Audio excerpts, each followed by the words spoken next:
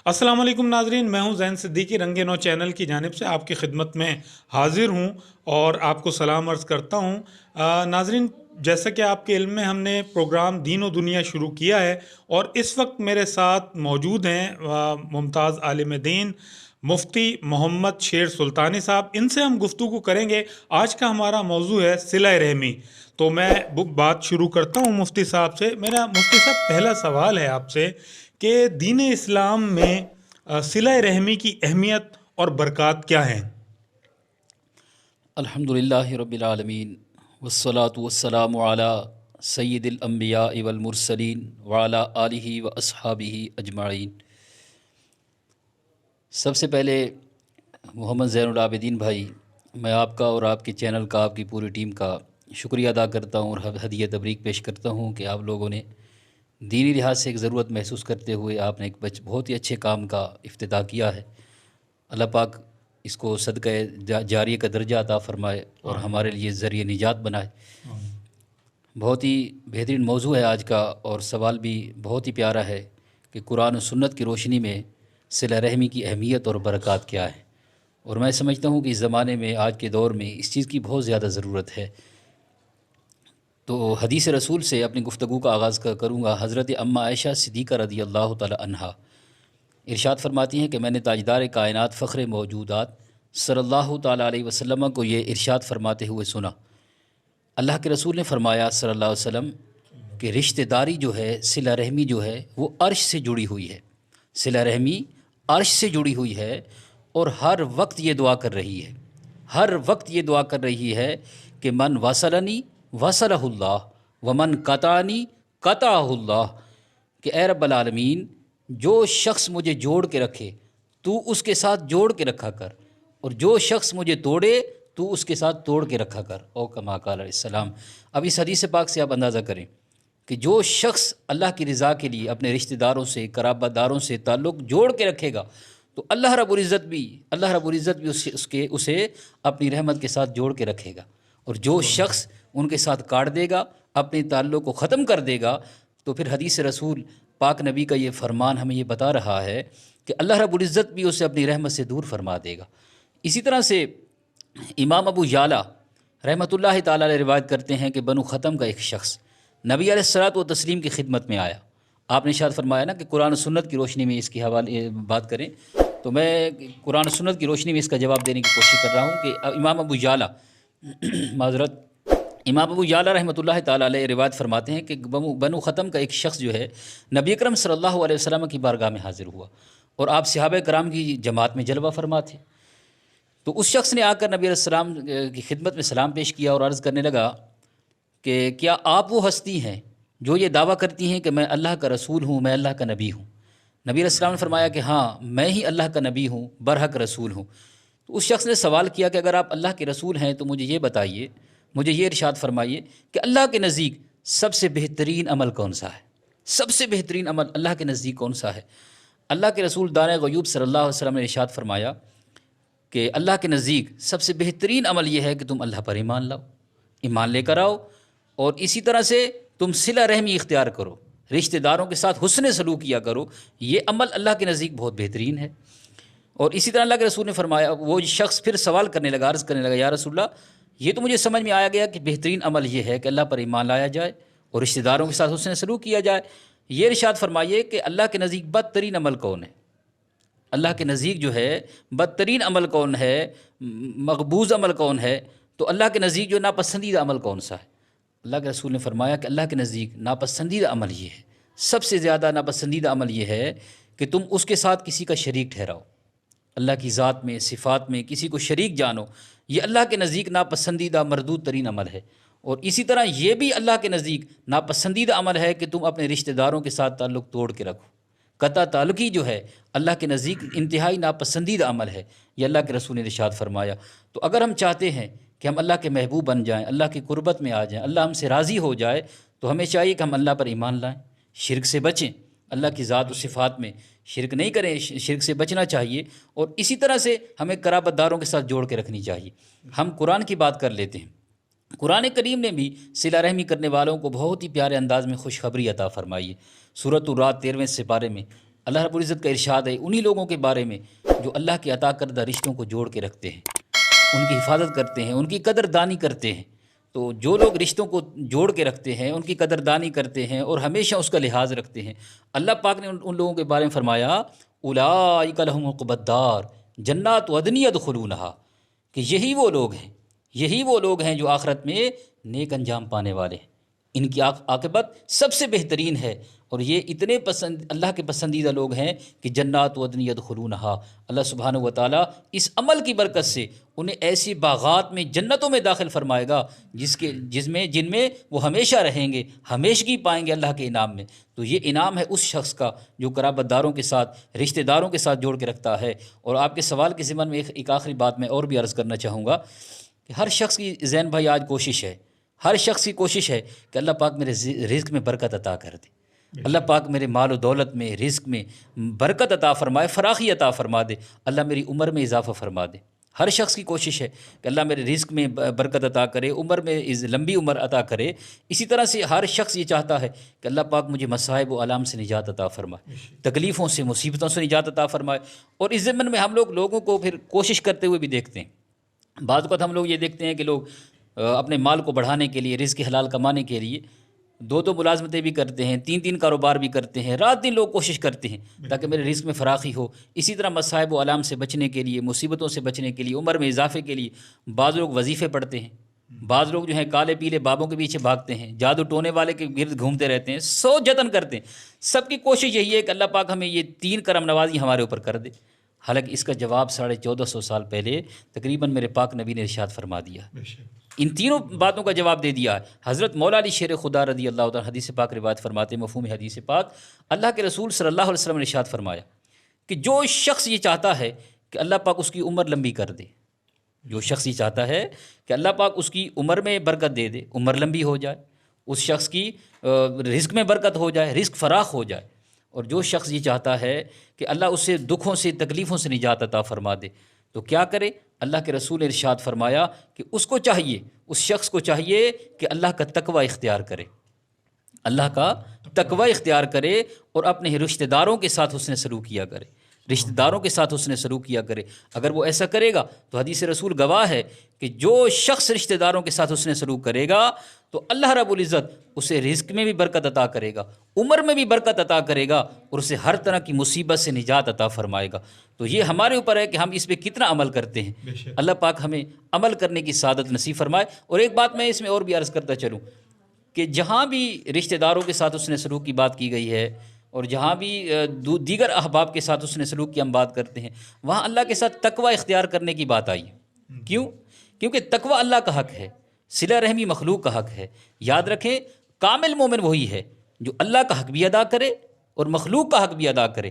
اب ایک شخص ایسا ہے جو اللہ کا حق تو ادا کرتا ہے، خلق خدا کا حق ادا نہیں کرتا، تو وہ کامل مومن نہیں۔ اسی طرح جو صلہ رحمی کرتا ہے، خلق خدا کا حق تو ادا کرتا ہے، لیکن اللہ کے حقوق کی پرواہ نہیں کرتا، نہ نماز پڑھتا ہے، نہ روزہ رکھتا ہے، نہ زکوٰۃ دیتا ہے دیگر، تو وہ بھی کوئی کامل مومن نہیں ہے۔ اصل میں نجات پانے والا وہی مسلمان ہے جو حقوق العباد کا بھی تحفظ کرے، حقوق اللہ کا بھی لحاظ رکھے اور حقوق العباد کا بھی لحاظ رکھے۔ اللہ پاک ہمیں عمل کرنے کی توفیق عطا فرمائے۔ آمین آمین۔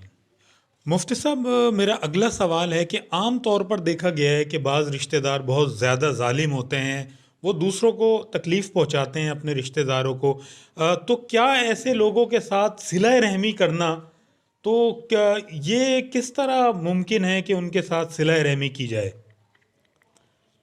ماشاءاللہ زین بھائی، جتنے بھی ادیان ہیں دنیا میں، جتنے بھی دین ہیں، آپ یقین کریں سب سے پیارا دین، اللہ کا جو سب سے پیارا دین ہے وہ اسلام، سب سے پیارا مذہب ہے وہ اسلام ہے۔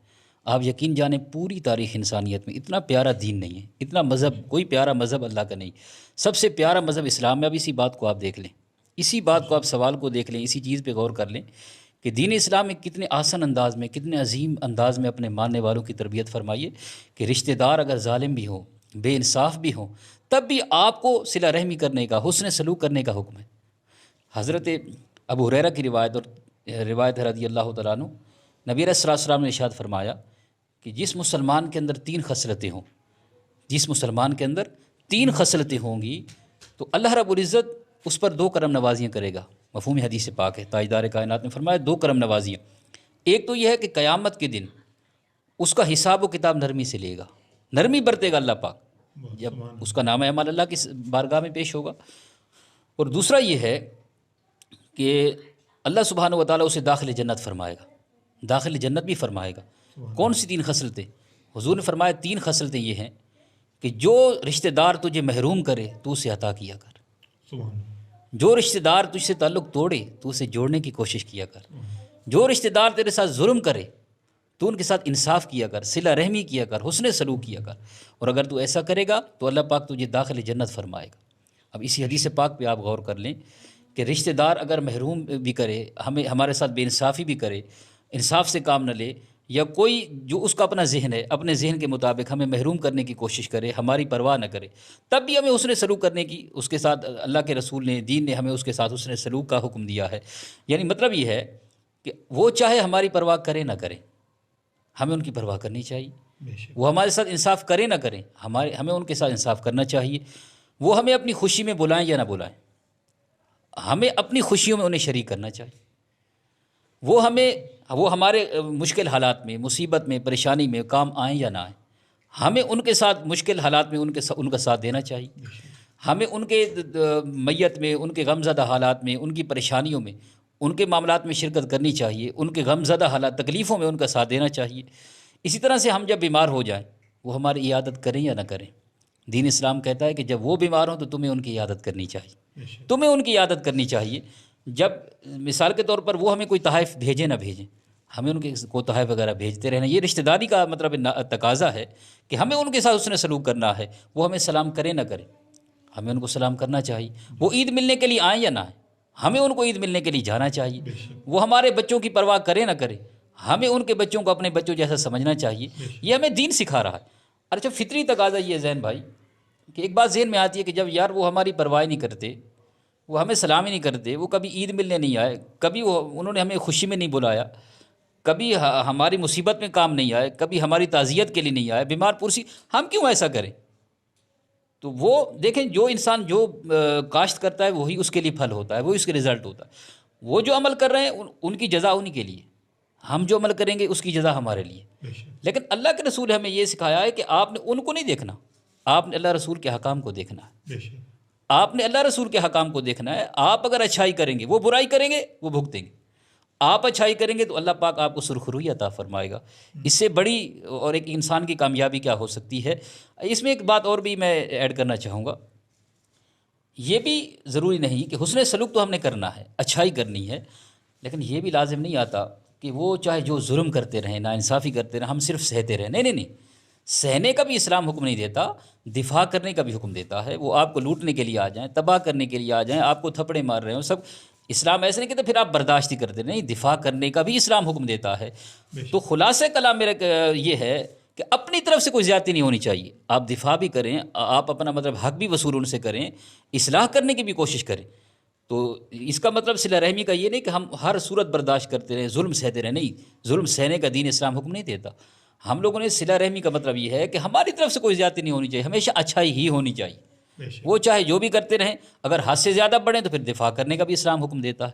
لیکن ایک چیز میں آپ سے یہ پوچھوں گا مفتی صاحب کہ ایسا بھی تو ہوتا ہے کہ جیسے اگر کوئی فرد برا کر رہا ہے اور آپ کا عمل اس کے لیے، اس کے جواب میں اچھا عمل ہوتا رہتا ہے تو ایک وقت ایسا آتا ہے کہ وہ فرد جو ہے اس کی رائے آپ کے بارے میں وہ تبدیل ہو جاتی ہے۔ جی ماشاءاللہ، یہ تو نبی السلام کی سیرت سے، آپ کی حیات طیبہ سے، صحابہ کرام کی زندگی سے ہم نے سیکھا ہے کہ چاہے کوئی کتنا بھی ظالم ہو، چاہے کتنا بھی ظالم ہو، اگر آپ اس کے ساتھ حسن سلوک کرتے رہیں گے۔ جیسے وہ خاتون کچرا پھینکتی تھی نبی کریم صلی اللہ علیہ اس وسلم پر، روایت میں تو اختلاف ہے علماء کا، اس روایت میں اختلاف ہے، لیکن دیگر بہت سارے ایسے واقعات ہیں، حضرت عمر فاروق کی آپ حیات کو دیکھیں، ابو سفیان کے معاملے کو دیکھ لیں، اور دیگر مطلب ہے کہ بہت سارے صحابہ کرام تھے جو پہلے نبی علیہ السلام کو اپنا دشمن سمجھتے تھے، لیکن آپ کو حسن اخلاق دیکھ کر وہ بعد میں مطلب یہ کہ اسلام لیا۔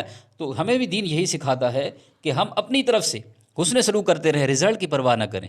امید یہی ہے کہ وہ بدلیں گے، وہ ایک نہ ایک دن انہیں احساس ہوگا، لیکن ہو یا نہ ہو، ہمیں یہ نہیں دیکھنا کہ یار ہم اتنے سال ہو گئے، 6 مہینے ہو گئے، میں اس کے ساتھ 1.5 سال ہو گئے اچھائی کر رہا ہوں، یہ تو مسلسل برائی کیے جا رہے ہیں، رزلٹ کو ہم نے نہیں دیکھنا۔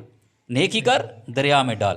ہم نے اللہ کی رضا کو دیکھنا ہے. صحیح بات. لیکن یہ آپ کی بات بالکل 100% صحیح ہے کہ ایسا ہوتا ہے، کیونکہ دیکھیں نا، برائی کی بھی تاثیر ہوتی ہے، اچھائی کی بھی تاثیر ہوتی ہے. اگر برائی تاثیر رکھتی ہے تو کیا اچھائی نہیں رکھتی؟ اچھائی کی تاثیر اس سے زیادہ ہوتی ہے. اگر ہم اچھائی کریں گے، نیک سلوک کریں گے تو اللہ پاک اس میں برکت ڈال دے گا. اگر ہم اللہ کی رضا کے لیے کر رہے ہیں تو آپ دیکھیں گے پتھر پگھل سکتے ہیں، پتھر سے پانی نکل سکتا ہے، تو انسان کیوں نہیں بدل سکتا؟ اللہ پاک عمل کی توفیق دے. مفتی صاحب، عموماً ہم نے یہ سنا ہے اسلامی حوالے سے کہ صدقات اور زکوٰۃ اور خیرات جو ہوتی ہے وہ جو ہے ہمیں اپنے رشتہ داروں کو اس میں جو ہے نا یاد رکھنا چاہیے. تو اس کی شرعی لحاظ سے آپ جو ہے اس حوالے سے کیا ارشاد فرمائیں گے؟ حدیث پاک آپ کی خدمت میں پیش کروں گا اس حوالے سے.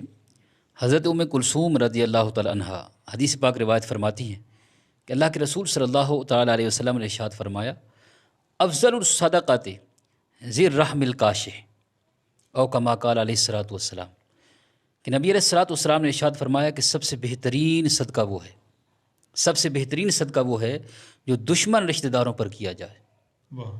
تو اس سے آپ اندازہ کریں کہ دوست رشتہ داروں پر صدقہ کرنے کا کتنا اجر ہے. حضور نے فرمایا بہترین صدقہ وہ ہے کہ جو دشمن رشتہ داروں پر کیا جائے. وہی آپ والی بات آ گئی کہ اگر ہم ان کے ساتھ اچھائی کریں گے، حسن سلوک کریں گے تو یقیناً ان کا دل بدلے گا. حضور نے یہ حکم کیوں ارشاد فرمایا؟ ان کی حالت کو بدلنے کے لیے، ان کی کیفیات کو بدلنے کے لیے، کہ جب آپ دشمن کے ساتھ حسن سلوک کریں گے، اس پر صدقہ کریں گے، ان پر خرچ کریں گے تو ان کا دل بدلے گا. تو سب سے بہترین صدقہ ہے. اور بہترین کیوں کہا گیا؟ اس میں 2 طرح کے اجر ہیں. اگر آپ قرابت داروں کو زکوٰۃ دیتے ہیں، صدقہ دیتے ہیں، یا ویسے خرچ کرتے ہیں، تحفے تحائف دیتے ہیں، تو اس میں 2 طرح کا اجر و ثواب ہے. ایک تو صدقے اور زکوٰۃ کا بھی آپ کو ثواب ملے گا، دوسرا صلہ رحمی کا بھی آپ کو اجر و ثواب ملے گا. اور اسی طرح سے امام ذہبی رحمۃ اللہ تعالیٰ علیہ ایک روایت اور نقل فرماتے ہیں، اور اگر انسان اس کو سمجھے تو بہت کچھ ہے اس کے اندر، کہ نبی علیہ الصلوۃ والسلام نے ارشاد فرمایا کہ اگر کوئی امیر شخص جس کو اللہ نے صاحب ثروت بنایا ہے، کوئی امیر شخص اپنے غریب رشتہ داروں کو، کمزور کو چھوڑ کر دوسری جگہ جا کے صدقہ دیتا ہے، کہیں اور جا کے خرچ کرتا ہے، کہیں اور زکوٰۃ دیتا ہے، اللہ پاک اس کا صدقہ قبول نہیں کرتا اس شخص کا. اس کے پڑوس میں، اڑوس پڑوس میں اس کے رشتہ دار، اس کی بہن، اس کا ماموں، اس کا چچا انتہائی غریب ہیں، بے حالی کی زندگی بسر کر رہے ہیں، انتہائی غریب ہیں اور حقدار ہیں آپ کے صدقات کے، زکوٰۃ کے، اور آپ ان کو چھوڑ کر کہیں اور دور جا کے دیتے ہیں تو اللہ پاک قبول نہیں کرے گا. اور یہاں تک بھی ہے کہ اللہ پاک نظر رحمت نہیں فرمائے گا ایسے شخص پر. قیامت کے دن اللہ پاک ایسے شخص پر نظر رحمت نہیں فرمائے گا. اس طرح سے اگر ہم قرآن کو پڑھتے ہیں تو قرآن بھی ہمیں حکم دیتا ہے قرابت داری کے حوالے سے، ان پر خرچ کرنے کے حوالے سے. قرآن میں اللہ پاک فرماتا ہے قُلْ مَا أَنفَقْتُم مِّن خَيْرٍ فَلِلْوَالِدَيْنِ وَالْأَقْرَبِينَ وَالْيَتَامَىٰ وَالْمَسَاكِينِ. اے میرے حبیب صلی اللہ علیہ وسلم نے سے فرما دیجیے کہ تمہارے خرچ کرنے کے حوالے سے سب سے زیادہ جو تمہارے حقدار ہیں وہ تمہارے والدین ہیں. سب سے زیادہ والدین ہیں. قرابت داری کے حوالے سے والدین کا اول درجہ ہے، ان پر خرچ کریں. اس کے بعد دیگر رشتہ دار ہیں، پھر یتیم ہیں، مساکین وغیرہ ہیں، درجہ بدرجہ جو بھی ہیں. لیکن قرابت داری کا سب سے بڑا حق جو ہے وہ والدین کا ہے. اس کے بعد دیگر عزیز ہیں، والدین کے بعد اولاد ہے، اہلیہ ہے، ماں باپ ہیں، دادا دادی ہیں، نانا نانی ہیں، پھوپھی جان ہیں، خالہ جان ہیں، ماموں ہیں، چچا ہیں وغیرہ، ماموں زاد ہیں، چچا زاد ہیں. پھر اسی طریقے سے تدریجاً جو ہے ہم نے رشتوں کو دیکھنا ہوگا. تو یہ ہمارے حسن سلوک کے اور خرچ کرنے کے بہت زیادہ حقدار ہیں. تو ہم ان کے اوپر خرچ کرنا چاہیے، ان کی دعوت کرنی چاہیے، ان کو تحفے تحائف بھیجنی چاہیے. بیمار ہوں تو ان کی مطلب یہ کہ وہ علاج وغیرہ کرانا چاہیے. تو اس میں بڑی سعادت ہے. اب اس میں ایک چیز میں اور بھی فقہ کے حوالے سے ایک بات عرض کرتا چلوں کہ آپ کے اوپر اللہ نے زکوٰۃ رکھی ہے، آپ صاحب ثروت ہیں، صاحب نصاب ہیں. تو زکوٰۃ میں بھی آپ کو قرابت داروں کو دیکھنا ہوگا. زکوٰۃ میں اس فطرے کے اندر صدقہ واجبہ میں بھی اور صدقہ نافلہ کے اندر بھی سب سے پہلے اپنے عزیز و اقربا کو دیکھنا ہوگا، رشتہ داروں کو دیکھنا ہوگا. ان کو آپ دیں گے تو آپ کو ڈبل ثواب ملے گا، جس طرح میں نے پہلے عرض کیا. قرابت داری کا بھی اجر ملے گا اور آپ کو اللہ کی راہ میں خرچ کرنے کا بھی اجر ملے گا. لیکن ایک بات ضرور عرض کرتا چلوں کہ خرچ کرنے کا حکم ضرور ہے، لیکن کچھ رشتہ دار ایسے ہیں کہ جن کو آپ صدقہ واجبہ نہیں دے سکتے، اس کے علاوہ آپ خرچ کریں گے تو بڑا اجر و ثواب ہے. کچھ رشتہ دار ایسے ہیں جن پر آپ مطلب زکوٰۃ بھی دے سکتے ہیں، صدقہ بھی دے سکتے ہیں، دیگر ویسے بھی خرچ کر سکتے ہیں. اب وہ کون سے لوگ ہیں جن کو صدقہ واجبہ نہیں دے سکتے؟ وہ آپ کے مطلب اصول اور فروع ہیں. سب سے پہلے مطلب یہ آل رسول ہیں. آل رسول کو آپ زکوٰۃ، صدقہ فطر وغیرہ یہ چیزیں نہیں دے سکتے. اپنے والدین کو نہیں دے سکتے، دادا دادی نانا نانی کو نہیں دے سکتے، اپنی اولاد کو نہیں دے سکتے، ہو گئی نواسا نواسی ہو گئی، پوتا پوتی، ان کو نہیں دے سکتے۔ اسی طرح سے شوہر بیوی کو، بیوی شوہر کو زکوٰۃ نہیں دے سکتا، لیکن دیگر احباب جو ہیں، رشتہ دار ہیں، اگر حقدار ہیں تو انہیں دینی چاہیے۔ بہن اگر غریب ہے، مستحق ہے، اس کو دینی چاہیے، بھائی کو دینی چاہیے، ماموں چچا وغیرہ، خالہ اور عزیز و اقربا دیگر جو ہیں، تو اگر حقدار ہے تو ان کو دینی چاہیے، اس میں ڈبل ثواب ہے۔ اور اس میں ایک چیز اور بھی عرض کرتا چلوں، بعض لوگوں کا خیال یہ ہوتا ہے کہ ہم لوگ اگر دور کے رشتہ داروں پر خرچ کریں گے یا عام مسلمانوں پر تو اجر ملے گا، لیکن گھر والوں پر خرچ کریں گے تو شاید ہمیں اجر نہیں ملے گا، حالانکہ ایسی بات نہیں ہے۔ بالکل حدیث پاک میں واضح فرمان ہے، حضرت سیدنا ابو ہریرہ رضی اللہ تعالیٰ عنہ سے مروی ہے، نبی علیہ السلام نے ارشاد فرمایا مفہوم حدیث پاک کہ بندہ ایک دینار وہ ہے جس کو بندہ میدان جہاد میں خرچ کرتا ہے، ایک دینار وہ ہے جسے غلام آزاد کرنے کے لیے خرچ کرتا ہے، اسی طرح ایک دینار وہ ہے جو مسکین پر خرچ کرتا ہے، اور ایک دینار وہ ہے جو اپنے گھر والوں پر خرچ کرتا ہے۔ حضور نے فرمایا کہ سب سے بہترین دینار وہ ہے، اللہ کے نزدیک سب سے اچھا دینار وہ ہے جو بندہ اپنے بچوں پر، گھر والوں پر خرچ کرتا ہے۔ تو گھر والوں پر بھی خرچ کرنے کے اجر ہے، ان پر خرچ کریں گے تو لازمی نہیں ہم زکوٰۃ صدقہ ہی خرچ کریں، ویسے اللہ نے اتنا عطا کیا ہے تو ہم اگر اللہ کی رضا کے لیے خرچ کریں گے، کسب حلال کمائیں گے، ان کو کھلائیں گے، اس پر بھی اللہ پاک ہمیں اجر و ثواب عطا فرمائے گا۔ تو اس چیز کے اوپر بھی اجر ہے اگر انسان سمجھے تو۔ مفتی صاحب یہ ارشاد فرما دیں کہ اگر کوئی شخص قطع رحمی کرتا ہے، یعنی رشتہ داروں سے قطع تعلق کرتا ہے، تو اسلام اس کے حوالے سے کیا کہتا ہے، اور کیا قطع تعلق کی کوئی جائز صورت بھی ہے؟ جی ماشاءاللہ، یہ سوال تو آپ نے بہت ہی بہترین کیا ہے، اور آج کل معاشرے میں جب ہم دیکھتے ہیں نا تو بہت زیادہ یہ صورت ہمیں دکھائی دیتی ہے کہ لوگ رشتہ داروں کی پرواہ نہیں کرتے، بلا عذر شرعی دوسروں سے تعلق توڑتے پھرتے ہیں، کاٹتے ہیں، چھوٹی سی بات ہوتی ہے کئی سالوں تک بات نہیں کرتے۔ تو بالکل اس حوالے سے قرآن مجید کی آیت ہے، اللہ پاک نے ارشاد، آیت کا جز آپ کی خدمت پیش کر رہا ہوں، اللہ پاک نے فرمایا وَتُقَطِّعُوا أَرْحَامَكُمْ أُولَٰئِكَ الَّذِينَ لَعَنَهُمُ اللَّهُ۔ اب اس سے بڑی وعید کیا ہو سکتی ہے؟ اللہ پاک قرآن میں ارشاد فرما رہا ہے کہ جو لوگ بلا عذر شرعی اپنے رشتہ داروں سے قطع تعلق ہی کرتے ہیں، رشتہ ناتا توڑ دیتے ہیں، اولئک الذین لعنہم اللہ، یہی وہ لوگ ہیں جن پر اللہ کی لعنت برستی ہے۔ اللہ کی لعنت سے بڑی وعید کسی کے لیے کیا ہو سکتی ہے؟ اسی طرح حدیث رسول میں یہ بھی ارشاد ہوتا ہے، اللہ کے رسول نے ارشاد فرمایا کہ لا يدخل الجنت قاطع رحم او کما قال علیہ الصلوۃ والسلام، کہ جو قطع تعلق ہی کرنے والا ہے بلا عذر شرعی، رشتہ داروں سے ناتا توڑ دیتا ہے، قطع تعلق ہی کرتا ہے، حضور نے فرمایا جنت میں داخل نہیں ہوگا، جنت میں داخل نہیں ہوگا۔ اب اس کی شرح لکھی علماء کرام نے، جب شروحات کو پڑھا، علماء سے پوچھا کہ جو مومن ہوگا چاہے جتنا بڑا گناہ گار کیوں نہ ہو وہ تو بخشا جائے گا، لیکن حدیث رسول بتا رہی ہے کہ جو قاطع رحم ہے، قطع تعلقی کرنے والا ہے، وہ جنت میں داخل نہیں ہوگا۔ تو تطبیق کیسے ہوگی؟ تطبیق کیسے ہوگی کہ ایک صورت یہ بھی ہو سکتی ہے کہ جو پوری زندگی بلا عذر شرعی رشتہ داروں کو تنگ کرتا ہے، ظلم کرتا ہے، ان کے ساتھ ناانصافی کرتا ہے، اور بلا عذر شرعی تعلق کو توڑ کے رکھتا ہے، خدا نہ کرے یہ بھی ایسا بھی ہو سکتا ہے کہ اللہ پاک اسے دولت ایمان چھین لے، دولت ایمان سے محروم ہو جائے، اور جب دولت ایمانی چلی گئی تو پھر اس کے بعد تو آپ خود جانتے ہیں اس چیز کو کہ بندہ جس کے پاس ایمان ہی نہیں ہے وہ تو پھر ہمیشہ کے لیے دوزخی۔ اسی طرح سے ایسا بھی ہو سکتا ہے کہ بندہ تو صاحب ایمان دنیا سے رخصت، اللہ پاک ہر ایک ایمان کو سلامت رکھے۔ ایسا بھی ہو سکتا ہے کہ صاحب ایمان تھا جاتے ہوئے، لیکن کسی کی شفاعت، کوئی کام نہ آیا، کوئی عمل کام نہ آیا بندے، ایسا ہو سکتا ہے پھر اللہ کی منشا کے اوپر جتنا بڑا گناہ گار ہو، اللہ پاک چاہے اپنے فضل سے، نبی پاک کی شفاعت سے، کسی کو بچے کی شفاعت سے اللہ پاک مغفرت فرمائے گا۔ قرآن پاک حافظین جو حفاظ کرام ہوں گے ان کی شفاعت سے لوگ بخشے جائیں گے، علماء کی شفاعت سے، اولیاء کاملین کی شفاعت سے۔ اگر کسی کی شفاعت کام آ جائے تو الگ چیز ہے، لیکن اگر وہ نہ بخشا گیا تو پھر خدا جانے اس قطع تعلقی کی وجہ سے کتنا عرصہ وہ جہنم میں جلتا رہے گا، دوزخ میں جلتا رہے گا، پھر نکالا جائے گا۔ تو مطلب یہ ہے کہ قطع تعلقی کرنے والا اگر اللہ کے غضب کا شکار ہو گیا تو پھر اولاً جنت میں نہیں جا سکے گا، وہ شخص اولاً جنت میں نہیں جا سکے گا، پھر وہ خدا جانے کتنا عرصہ اللہ کے عذاب میں رہے گا۔ پھر قبر کا معاملہ ہے، قبر میں اس کے ساتھ کیا سلوک ہوگا۔ تو اس لیے قطع تعلقی جو لوگ بلا وجہ کرتے ہیں تو ان کو اللہ کا خوف کرنا چاہیے، اللہ سے توبہ کرنی چاہیے۔ اسی طرح سے جی حضرت ابو ہریرہ رضی اللہ تعالیٰ عنہ کی ایک حدیث، ایک روایت مجھے یاد آ رہی اسی حوالے سے۔ ایک مرتبہ آپ جلوہ فرما تھے تو آپ نے اعلان فرما دیا کہ جو لوگ قطع تعلق ہی کرتے ہیں، رشتہ داروں سے تعلق توڑ کے رکھتے ہیں، ان کو میں حکم دیتا ہوں کہ میری محفل سے اٹھ جائیں۔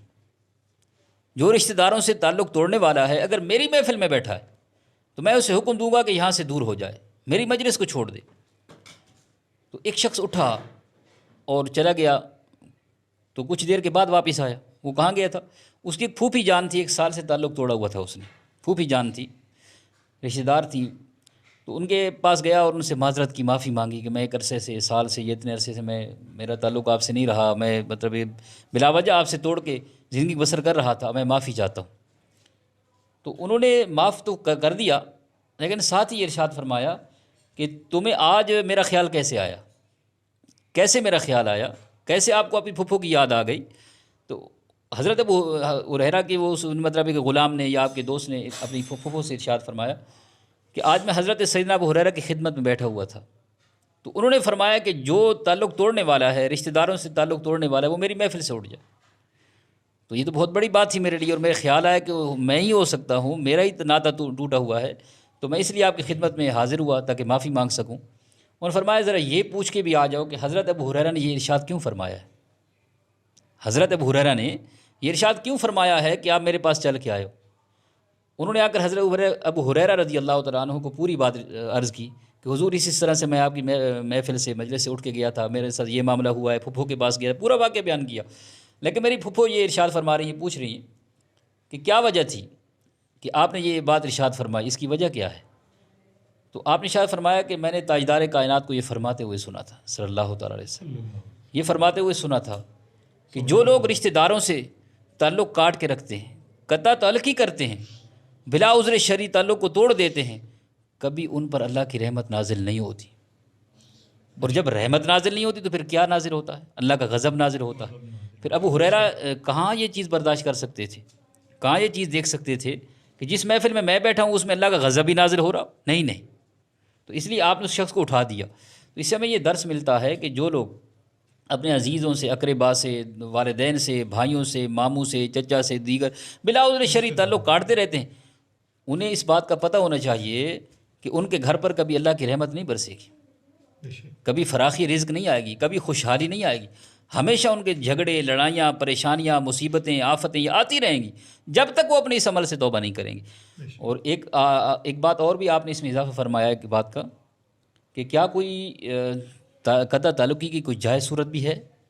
تو بالکل ہے، قطع تعلقی کی جائز صورت بھی اسلام نے رکھی ہے، وہ جہاں پر اللہ رسول کے حق کی بات آ جائے، جہاں دین کی سربلندی کی بات آ جائے۔ تو پھر دیگر احباب کیا ہیں؟ اگر ہم صحابہ کرام کی زندگی کو دیکھتے ہیں تو انہوں نے تو والدین کو بھی چھوڑ دیا، والدین کا حکم ماننے سے بھی انکار کر دیا جہاں اللہ رسول کی محبت کی بات آئی۔ تو بالکل اس کی جائز صورت یہ ہے کہ اگر قرابردار یا رشتہ دار جو ہیں اگر اعلانیہ گناہ کرنے والے ہیں، سود کا کاروبار کرتے ہیں، فحاشی کا اڈہ چلا رہے ہیں، کھلے عام شراب پیتے ہیں، کھلے عام رمضان میں کھاتے پیتے ہیں، نماز ایک نہیں پڑھتے، تو اعلانیہ جو گناہ کرنے والے لوگ ہیں، دین اسلام اجازت دیتا ہے کہ جب تک وہ توبہ نہ کر لیں، ان کی حوصلہ شکنی کے لیے ان کے ساتھ قطع تعلقی کی جائے، سوشل بائیکاٹ کیا جائے ان لوگوں کا۔ تو بالکل دین اسلام حکم دیتا ہے۔ یا اسی طرح سے بعض اوقات ایسا بھی ہوتا ہے زین بھائی، یہ بات آپ کے مشاہدے میں بھی آئی ہوگی کہ کچھ لوگ رشتہ دار تو ہوتے ہیں لیکن ذرا فراڈی قسم کے ہوتے ہیں، کوئی جو ہے ڈکیت قسم کے ہوتے ہیں، دھوکہ باز، اچھے برے لوگ ہر جگہ پہ ہوتے ہیں، ہر خاندان میں، ہر قوم میں، ہر ملک میں، ہر صوبے شہر میں ہوتے ہیں۔ تو رشتہ دار تو وہ ہوتے ہیں لیکن اوپر سے رشتہ دار ہوتے ہیں، اندر سے چھرا لے کے گھوم رہے ہوتے ہیں۔ جب ان کا بس چلتا ہے کاٹ کے رکھ دیتے ہیں، ان سے نہ انسان کی عزت محفوظ، نہ جان محفوظ، نہ مال محفوظ، وہ جب بھی موقع ملے گا انسان کو کاٹ دیتے ہیں۔ تو بالکل ایسے لوگوں سے ہم سمجھتے ہیں کہ جب ہم کلوز ہوں گے، جب آنا جانا ہوگا تو پھر کیا ہوگا کہ ہمیں نقصان اٹھانا پڑے گا، اور یہ بات تجربے سے کئی بات ثابت ہو چکی ہے۔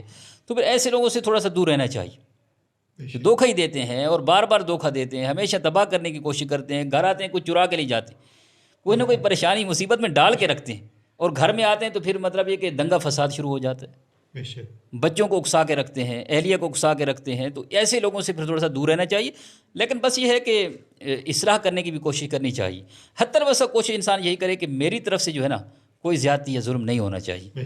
وہ کرتے ہیں تو پھر تھوڑا سا دور رہنے کا بھی اسلام نے حکم دیا ہے، تاکہ آپ کی عزت جو ہے، جان مال سب چیزیں محفوظ رہنی چاہیے۔ اور اسی طرح سے کچھ بد مذہب ہوتے ہیں، بد عقیدہ ہوتے ہیں، جیسے قادیانیت نعوذ باللہ ہمارے یہاں رواج پاتی جا رہی ہے، بہت زیادہ اس طرح کے مذاہب جو ہیں وہ ہمارے اندر اسلامی روپ دھار کے آ رہے ہیں۔ بد مذہب ہے، غیر مذہب ہے، بالکل اسلامی عبادت اس نے اوڑا ہوا ہے، لیکن اندر سے کفری عقائد چھپا کے رکھے ہوئے ہیں. اب وہ ہمارے پاس آتا ہے کوئی مقصد لے کر، ہمارے دین ایمان کو خراب کرنے کے لیے، ہماری اولاد کے دین ایمان کو خراب کرنے کے لیے. تو پھر ایسے لوگوں سے تھوڑا دور رہنا چاہیے، کیونکہ ایمان سے بڑھ کر تو کچھ نہیں. اب وہ رشتہ داری کے پردے میں شیطان کا کام کر رہا ہے، آپ کا ایمان سلب کرنے کی کوشش کر رہا ہے. تو بالکل ایسے لوگوں سے دور رہنے کا اسلام نے حکم دیا ہے. لیکن اس کے علاوہ یہ ہے کہ جو جس طرح میں نے پہلے عرض کیا کہ اگر کوئی رشتہ دار ہے، آپ کے قرابت دار ہیں، دوست احباب ہیں، اگر وہ لائن سے تھوڑے ہٹے ہوئے ہیں، اللہ رسول کی نافرمانی پہ اڑے ہوئے ہیں، یا کوئی بھی ایسا گناہ کر رہے ہیں، تو دور تو آپ نے رہنا ہے. لیکن پھر صدقہ یہ ہے، افضل یہ ہے کہ آپ ان کی اصلاح کرنے کی بھی کوشش کریں. اپنا دفاع تو آپ نے کرنا ہے. اصلاح کرنے کا اگر آپ سمجھتے ہیں کہ کر سکتے ہیں، نہیں کر سکتے تو رہنے دیں، لیکن آپ سمجھتے ہیں کوئی ایسی جائز صورت ہے کہ میں ان کو راہ راست پہ لا سکتا ہوں، تو پھر آپ ان کی اصلاح کرنے کی بھی کوشش کریں. کیسے؟ حضور نے فرمایا کہ اپنے بھائی کی مدد کیا کرو، چاہے ظالم ہو یا مظلوم. صحابہ نے عرض کی یا رسول اللہ صلی اللہ علیہ وسلم، مظلوم کی مدد تو سمجھ میں آتی ہے، مظلوم ہے اس کے مطلب جو مصیبت ہے، تکلیف ہے، اسے دور کی جائے، اس سے شر کو ہٹایا جائے، تو یہ تو سمجھ میں آتا ہے. مظلوم کی مدد سمجھ، ظالم کی مدد کیسے کی جائے، ظالم بھائی کی مدد کیسے کریں؟ حضور نے فرمایا ظالم کی مدد یہ ہے کہ اس کے ہاتھ کو اللہ کی نافرمانی سے روک دو، اس کے ہاتھ کو اللہ کی نافرمانی سے روک دیا جائے، یہ ظالم کی مدد ہے. تو اگر کوئی ایسے ہیں جو اللہ رسول کی نافرمانی پر اڑے ہوئے ہیں، تو ہمیں ہمارا دین، ہمارا مذہب ہم یہی سکھاتا ہے، اور رشتہ داری کا پھر یہ تقاضا بھی یہی ہے کہ ہم چلو تھوڑا سا ان سے دور تو رہتے ہیں، ان کی خرابیوں کی وجہ سے یا دینی معاملات کی وجہ سے ہم تھوڑا دور ضرور رہتے ہیں، لیکن پھر بھی ہم اس رشتہ داری کی وجہ سے ان کو اصلاح کرنے کی کوشش کرتے ہیں، ان کو راہ راست پہ لانے کی کوشش کرتے ہیں. تو اللہ پاک ہم اس پر بھی اجر عطا فرمائے. دعا ہے کہ اللہ رب العزت ہمیں رشتہ داروں کے ساتھ جوڑنے کی توفیق عطا فرمائے، اور اللہ پاک ہمیں قرآن و سنت کے مطابق زندگی بسر کرنے کی سعادت نصیب فرمائے. آمین ثم آمین. ناظرین، آپ نے مفتی محمد شیر عثمانی صاحب کی گفتگو سنی. بڑی سیر حاصل گفتگو کی ہے انہوں نے، صلہ رحمی کے حوالے سے، رشتہ داروں سے، قطع تعلق کے حوالے سے. مجھے امید ہے کہ آپ ان باتوں پر عمل کریں گے، چونکہ نبی کریم صلی اللہ علیہ وآلہ وسلم کے احکامات ہیں، اور ہمارے قرآن کے احکامات ہیں، اور اللہ کے احکامات ہیں. ان پر ہم عمل کر کے ہی دنیا و آخرت میں کامیابی حاصل کر سکتے ہیں. اس کے ساتھ ہی اجازت دیجیے اپنے میزبان زین صدیقی کو. ہمیشہ کی طرح آپ سے یہی درخواست کروں گا کہ رنگ نو چینل کو سبسکرائب کیجئے، ویڈیو کو شیئر کیجئے، ویڈیو کو لائک کیجئے، اور بیل آئیکن پر کلک کرنا نہ بھولیے تاکہ آپ کو ہماری تازہ ترین ویڈیوز ملتی رہیں. اپنا اور اپنے اطراف کے لوگوں کا خیال رکھیے گا. اجازت دیجیے. اللہ حافظ.